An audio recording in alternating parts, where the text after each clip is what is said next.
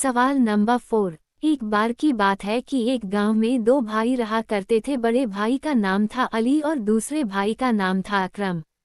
दोनों भाई अपने स्वभाव के कारण एक दूसरे के बिल्कुल विपरीत थे। बड़ा भाई अली हलवे पराठे की ठेली लगाता था। इसी तरह दूसरा छोटा भाई अकरम एक नंबर का आलसी था और कोई काम धंधा नहीं करता था।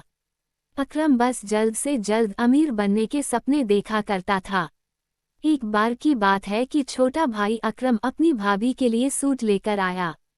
अकरम ने सूट भाभी को दिया जो अकरम की भाभी को बहुत पसंद आया। सूट देख अकरम की भाभी ने कहा, अरे अकरम, तू तो कुछ कमाता भी नहीं है, फिर तेरे पास इतने पैसे कहाँ से आए?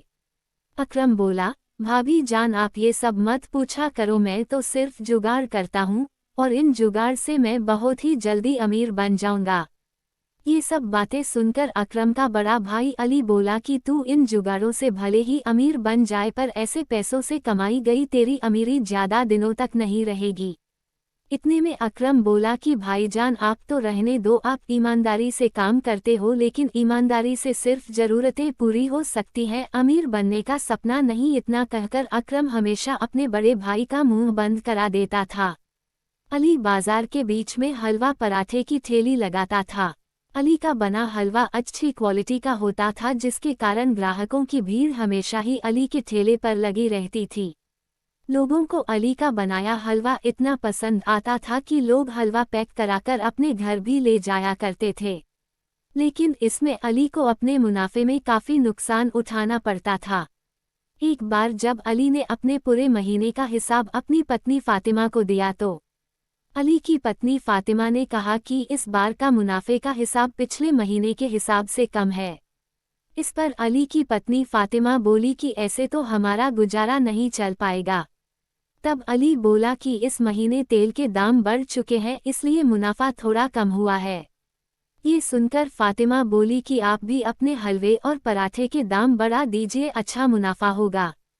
इस पर अली बोला कि नहीं फातिमा, मैं ऐसा नहीं कर सकता, अगर मैं ऐसा करता हूँ तो ज़्यादा लोग मेरा बना हुआ हलवा नहीं खरीद पाएंगे। इसके बाद फातिमा ने कहा कि जैसा आप ठीक समझें। अली और फातिमा की यह बातें अली का छोटा भाई अकरम सुन रहा था। एक दिन की बात है कि फातिमा को एक फ़ोन आता है। फ़ोन पर बात करते ही वह रोने लगती है। जब अली फातिमा को देखता है कि फातिमा रो रही है तो वह पूछता है कि क्या हुआ फातिमा, क्यों रो रही हो? फातिमा बताती है कि मेरी चाची अब इस दुनिया में नहीं रही, उनका इंतकाल हो चुका है, मुझे जल्द से जल्द चाचा के यहाँ जाना होगा। ये सुनकर अली बोलता है, रो मत फातिमा, मैं भी तुम्हारे साथ चाचा के यहाँ चलता हूँ।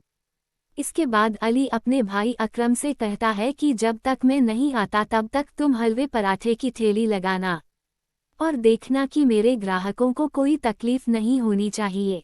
याद रखना कि मैं हलवा बनाने के लिए दुकान से महंगा और अच्छी गुणवत्ता का सामान खरीदता हूँ, तुम सस्ते के चक्कर में मत पड़ना। इतना कहकर अली चला जाता है। इसके बाद अकरम हलवे पराठे की ठेली लगना शुरू कर देता है। ग्राहक आकर आराम से हलवा पराठा खा रहे हैं।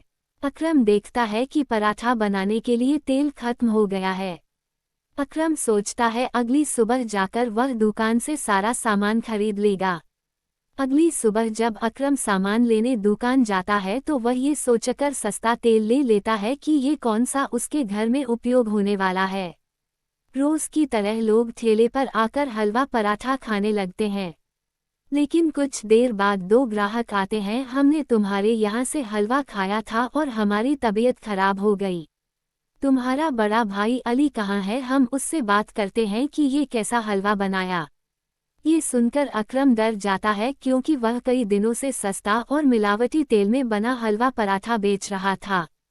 ये बात जब अली को पता चलती है तो वह अकरम को बहुत डांटता है और अकरम से कहता है कि वह लोगों से माफ़ी मांगे। अकरम को अपनी गलती का एहसास जाता है और लोगों से माफ़ी मांगते हुए कहता है कि वह आगे से ऐसा नहीं, उसे अपने किए पर बहुत पछतावा है। कहानी की सीख। कहानी हमें ये सिखाती है हमें अपने मतलब के लिए दूसरों को तकलीफ नहीं देनी चाहिए। ईमानदारी और मेहनत से कमाया पैसा जीवन में सुख समृद्धि लाता है।